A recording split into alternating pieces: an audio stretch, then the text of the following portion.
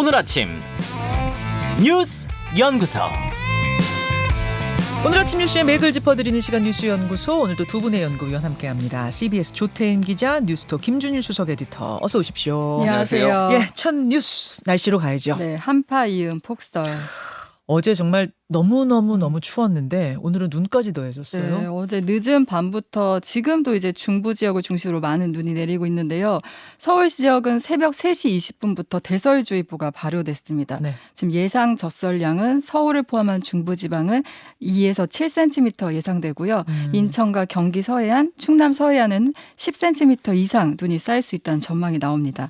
제가 이른 새벽에 출근을 하는데 차선도 보이지 않고 이제 차량들이 느릿느릿 운전하는 모습이었는데 지금 폭설로 출근길 대란이 예상됩니다. 네. 정부는 오늘 0시부터 중대본 1단계를 가동하고 위기 경보 수준도 관심에서 주의로 이제 격상하고 비상근무에 들어갔습니다. 서울시는 이제 교통 대란을 막기 위해서 지하철과 시내버스를 출퇴근 시간대 추가로 투입합니다. 그러니까 모든 노선의 집중 배차 시간을 30분 늘리는데요. 아침 7시부터 9시 반까지, 또 저녁 6시부터 저녁 8시 반까지 버스와 지하철의 배차 간격이 짧아집니다.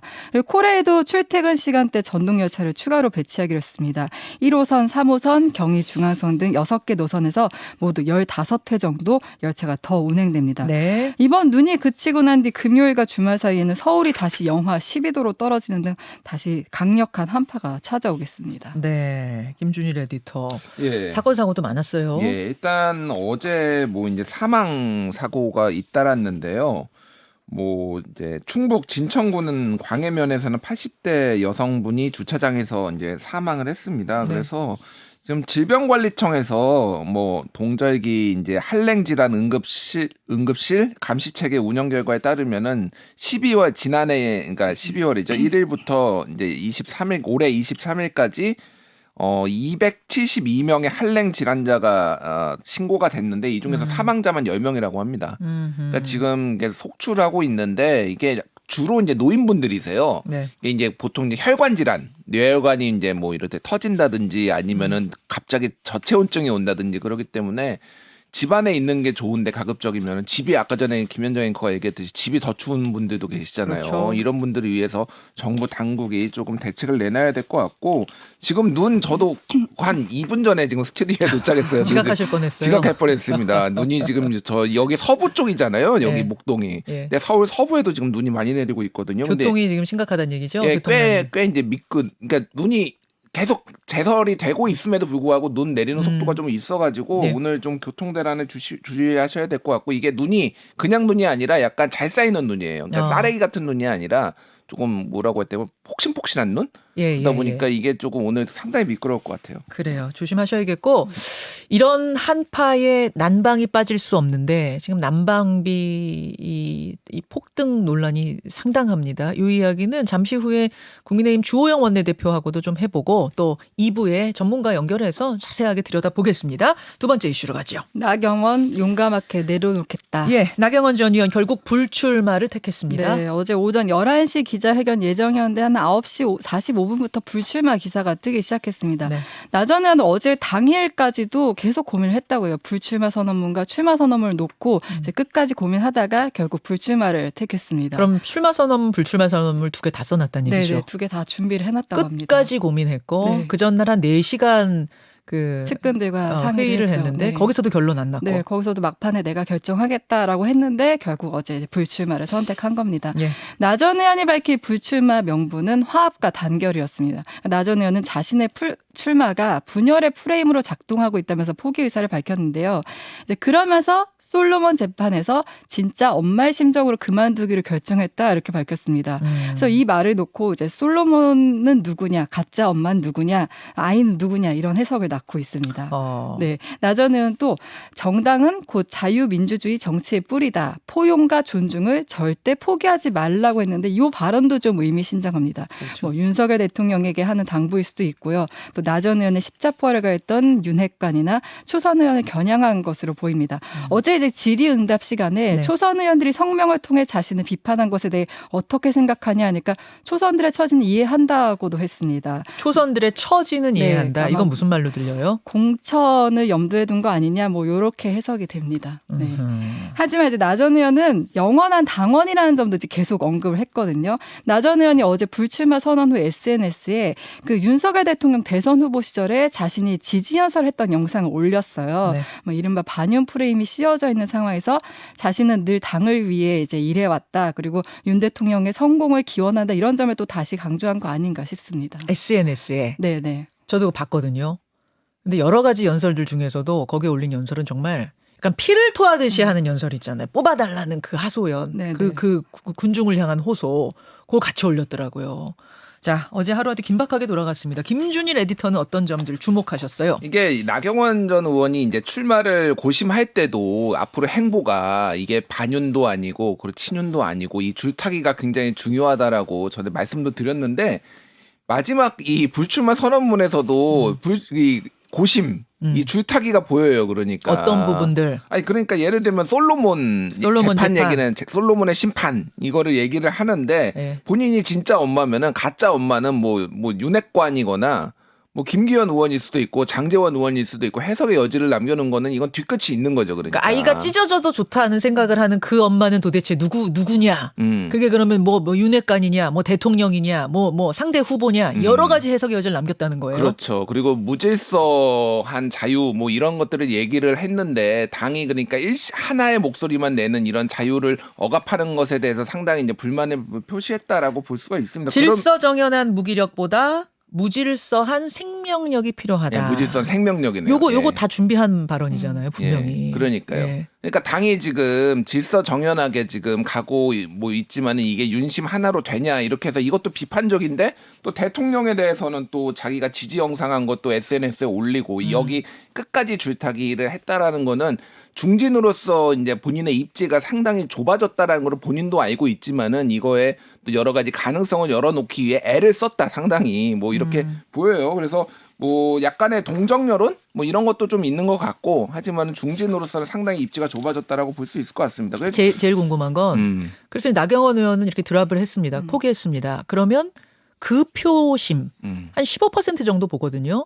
그 표심은 어디로 갈 것인가? 누구에게 유리해졌다고 보세요? 일단 어제 여론조사가 하나 나왔는데 이거는 나경원 의원이 이제 발표하기 전에 조사된 거긴 합니다. YTN 의뢰로 엠브레인 퍼블릭이 지난 20일, 23일 실시한 여론조사인데요. 국민의힘 지지층 784명을 대상으로 했는데 네. 김기현 25.4, 안철수 22.3, 나경원 16.9. 이거는 그 MBC나 KBS 조사하고 비슷해요. 흐름도 흐름이. 비슷해요. 그런데 양자 대결에 가상을 했을 때는 차이가 많이 납니다. 안철수 49.8, 김기현 39.4. 그래가지고 10.4%포인트 차로 오차범위 오차범위 넘어섰네요. 밖이에요. 네. 그러니까 안철수 의원이 상당히 앞서는데 어제 제가 여론조사에 대해서 말씀을 드렸지만은 여론조사가 뭐 샘플 크기도 작지만은 이게 인구 비례로 그대로 조사를 하거든요. 20대, 30대, 40대, 50대. 인구 그리고 지역도 예를 들면 수도권이 지금 전체 인구의 55%거든요. 네. 그리고 영남이 TK, PK 합쳐가지고 20%예요. 네. 그러니까 이거는 수도권 55, 영남 25로 한 건데 가중치를 그렇게 둬서. 실제 당원들은 네. 영남이 지금 국민의힘 당원 한 40%가 넘습니다. 그러니까 2배를 줘야 돼요 여기에서. 그런데 자 김기현 의원이 울산이잖아요. 네. 그리고 보수 성향 강성 보수가 좀 더 많다라고 본다라면은 영남 쪽에서 더 많은 표를 지금 가져갈 가능성이 높다. 아, 여론조사보다 그러니까 실제 당원 투표의 표심은 더 김기현 쪽으로 쏠릴 수 있다. 그렇죠. 왜냐하면 TK, PK 합쳐서 2배예요. 지금 예. 이거보다 샘플이 2배라고 한다라면 거기에 또 김기현 표가 많이 있다라고 본다라면 이거를 지금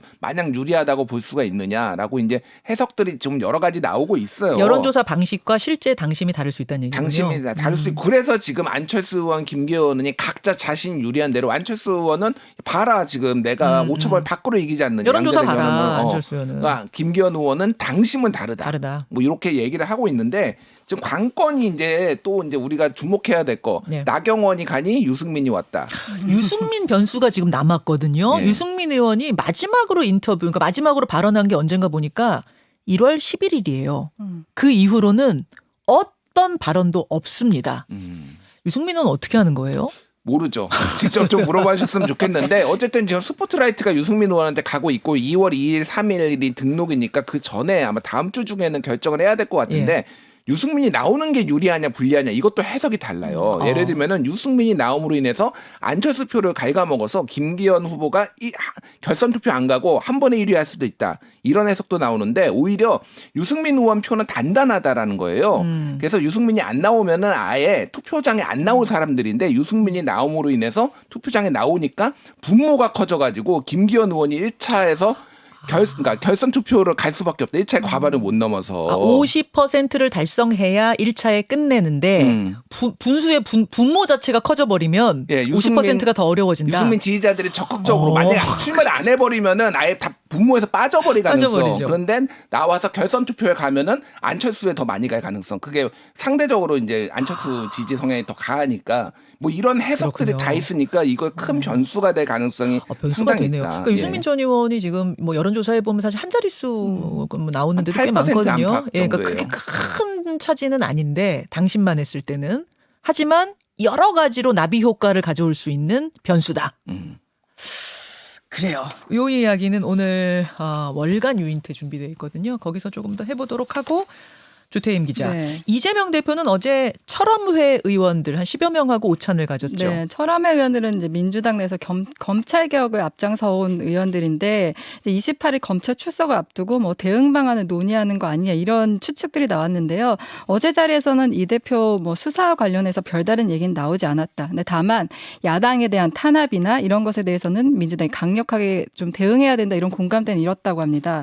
근데 민병덕 의원이 어제 기자들과 만나서 이 대표가 당대표로서 역할을 많이 하시기로 했는데 그러니까 28일 검찰 소환 이후로 민생 행보를 더 늘리는 쪽으로 가지 않을까 싶은데요. 최근 신년 기자회견에서 뭐 추경 30조 원 추진도 밝혔잖아요. 이거 관련해서는 뭐 야당 대표로서 존재감을 가지려는 행보 아닌가 이렇게 읽힙니다.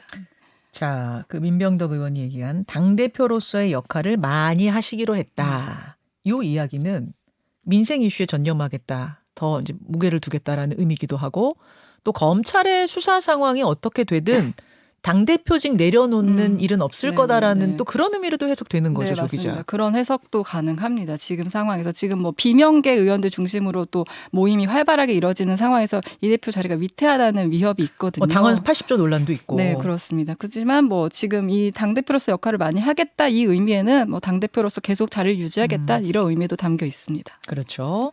이것도 역시 월간 유인태에서 좀 더 들여다보도록 하고 세 번째 이슈 가죠. 중해커의 사이버 공격. 예, 설 연휴에 국내 학술기관 12곳 홈페이지가 해킹당했었어요. 네, 맞습니다. 대한건설정책연구원, 우리말학회, 뭐 한국학부모학회 등인데요. 어제 저녁 제가 오늘 방송 직전까지 들어가 봤는데 사이트에 연결할 수 없습니다. 이 메시지가 뜹니다. 해킹된 홈페이지에는 한국 인터넷 침입을 선포한다라는 해킹 조직의 경고 문구가 뜨기도 했습니다. 해킹을 누가 했느냐 지금 추정되는 건 샤오칭이라는 이름의 중국 해킹 그룹입니다. 이들은 혐한 성격을 강하게 띠는 곳인데요. 지난 7일에 이제 한국을 대상으로 장기적인 데이터 유출 작전을 펼치겠다 예고를 했습니다. 예고를 했어요? 네, 예고를 했는데 결국 예고대로 감행을 한 겁니다. 이들이 공략한 사이트는 주로 보안이 취약한 학회, 그러니까 연구원 홈페이지예요. 그러니까 자체 서버를 갖고 운영하는 정부는 이제 보안이 잘 돼 있기 때문에 해킹이 어려운데 이런 웹 호스팅 업체를 이용하는 업체들이 이제 보안에 취약하다는 거를 이용한 건데요. 이들 그룹은 텔레그램을 통해 낸 성명에서 한국 스트리밍 스타가 우리를 화나게 했다 해킹 이유를 밝혔습니다. 스트리밍 스타가 누군지 밝히지 않았는데 지금 보안업계 전문가들 사이에서는 한국의 단기 비자 발급 제한 조치나 뭐 한복이나 김치를 놓고 읽고 있는 원조 논쟁 때문이라 이런 해석도 나옵니다. 과기부는 지금 24시간 해킹을 탐지 중이라고 했고요. 현재까지 뭐 실제적인 위험은 없는 것으로 판단한다고 말했습니다. 근데 과기부는 개인정보 유출이 확인된 건 맞지만 이 샤오칭의 해킹으로 된 정보인지는 확인할 수 없다 이럽니다. 그러니까 일종의 자신들이 해킹을 한 게 아니어도 정보를 올림으로써 조직을 과시하는 것이다 이런 해석이 가능합니다. 김주인 에디터, 샤오칭 무슨 뜻인가 봤더니 새벽에 기사 캠프 뭐 이런 뜻이라면서요. 예, 그래서 이게 뭐 중국 정부가 배후에 있느냐 없느냐 가지고 논란이 있는데 지난해 미국의 통신사들 네트워크에 중국 해커들이 침입을 해서 FBI가 수사를 했거든요. 이거 같은 경우에는 중국이 배후에 있는 것으로 추정이 되고 있어요.